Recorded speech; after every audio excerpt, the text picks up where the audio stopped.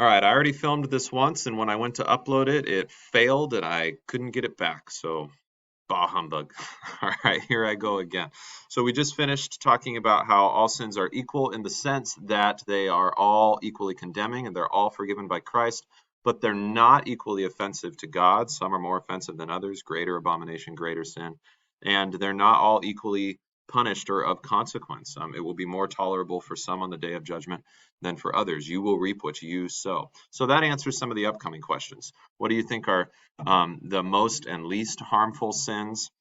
You know, any sin that causes us to despair and not confess and not receive God's forgiveness.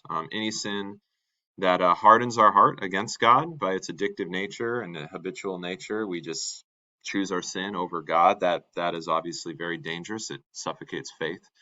And I would say any sin that's the most harmful is the one that just does the most damage in our relationships to God and our neighbor, really eats at our conscience and really hurts our relationship with others. Is there a sin someone can commit that's so bad it's not forgiven? Not by God. God forgives all sin, right? Every single sin God forgives, right? Now, there may be people who won't forgive you if you commit a sin bad enough against them because we are not as forgiving as God is. We're called to be. We're called to forgive our brother from our heart just as God forgives us. We are to freely forgive others, but we struggle with that because we're sinners and we're not good and gracious as God is. So we need to be gracious with one another. We need to not sin deeply against one another. Forgiveness is difficult. Um, what's this unforgivable sin? The unforgivable sin is blasphemy of the Holy Spirit. This shows up in Matthew, Mark, and Luke. In Mark's gospel, the context is Pharisees tell Jesus that he can only cast out demons by the power of Satan. It's like, whoa, you just said that the Spirit in Jesus is Satan, not God. Well, that means you think he's Antichrist, not Christ. Well, then you're not forgiven by him if you reject him as the Antichrist. So the unforgivable sin isn't unforgivable because of its magnitude, right? Like that's how Walther says it in his Law and Gospel theses. It's not because like it's so bad. It's unforgivable because it's rejection of the forgiver. It's rejection of the one who came to forgive you, right? So yeah, all sins are forgiven in Jesus. All sinners are forgiven in Jesus. Even me, even you. Yes, even Hitler, even the Apostle Paul, right, who called himself the worst. Jesus has forgiven us all. That's the scandal of the gospel, that God is that forgiving. Is a sin less severe if the person committing the sin is not aware that what they are doing is wrong? Maybe less severe in the sense that it might not eat at your conscience as much because you can be like, I honestly didn't know. That your ignorance isn't innocence, though. Is it still considered a sin if they do not know what they are doing is wrong? Yes, right? On the cross, Jesus is being crucified by people who think they're doing right. They think they're killing a blasphemer, a heretic, a Sabbath breaker, a false Christ, and they're not. Paul says if they had known, they would not have crucified the Lord of glory. But what does Jesus do on the cross? He prays, Father, forgive them. They know not what they do. Stephen prays similarly in Acts chapter 8, is it? 7 or 8?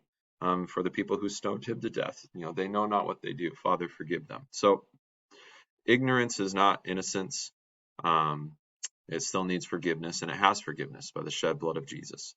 If two people commit the same sin, but they have different backgrounds, is the weight of their sin still the same? I don't think so. Read Luke 12:35 to 48. Jesus seems to say loud and clear that those to whom much is given, more is expected. So I think the more we know of Jesus and his word, the more revelation we have, the more God expects of us that we would love him in return and trust in Jesus in return and love our neighbor as ourselves. So again, read Luke 12:35 to 48. Again, we're all accountable for our sin. But the more we know of Jesus, I think the more is expected of us. All right, Christian living. What is the best way to avoid repeating the same sin over and over? If you could describe sin as a fruit, what fruit would it be? All right, Drew. If you had to get rid of one specific sin forever, what one would it be? How does God protect us from sin? What must I do to get my sins forgiven? How do we sin less, although we cannot fully stop sinning? All right, what's the best way to avoid repeating the same sin over and over? So that's like habitual sin, something that's perhaps an addiction for you. And this is very similar to the answer that I'll give for something, how do we sin less, although we cannot fully stop sinning? Prayer. right? He who is in us is greater than he who is in the world. So we pray because we acknowledge I have a problem. My willpower is not enough to overcome my sin, but God can. So Lord, help me, create in me a clean heart. Help me to flee from temptation. Help me to love what is good and hate my own sin and hate what is evil. Change me.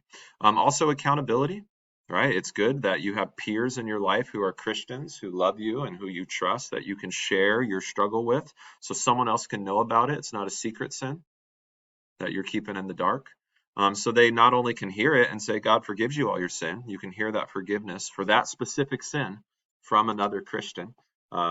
But they could also maybe help keep you accountable, right? And, what if you made a deal with them? Hey, you can ask me whenever you want about this thing I'm struggling with, and I promise I'll answer you honestly. I'll tell you the truth. Well, just knowing that you've given them permission to ask, and they could ask, and you want to give an answer that you're proud of, that's a very powerful help, I think, to any of us struggling with secret sin, repeating the same sin over and over, any habitual sin. I got to pick a fruit to describe sin as. Grapefruit. I just made that up, Drew. I hope you don't love grapefruit. All right, if you had to get rid of one specific sin forever, what one would it be? I don't really know how to answer that either. I mean, so much sin does such great damage to our neighbor and to ourselves. So I guess whatever sin does the most damage. Yeah, I don't know how to answer that. That's a tough question. How does God protect us from sin? I think in a few different ways. First and foremost, he protects us by saving us from sin and its consequences. Jesus comes to put away our sin, to forgive us.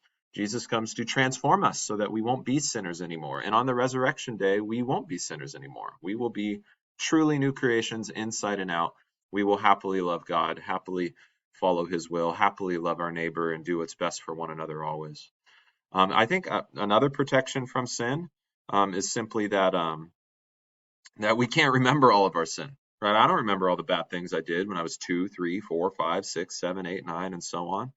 And I'm kind of glad I don't. It would be depressing to remember every wrong thought, word, or deed I've ever done, every way in which I have failed to be the good son God has created me to be.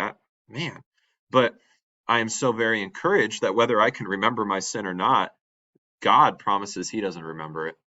Where there is a sacrifice for sins, God remembers their sin no more. We can be deeply encouraged that Jesus promises he has truly put away our sin. God doesn't even see my sin. He just sees Jesus' righteousness and my faith in Jesus, and he is so pleased with all of his children who believe in Jesus.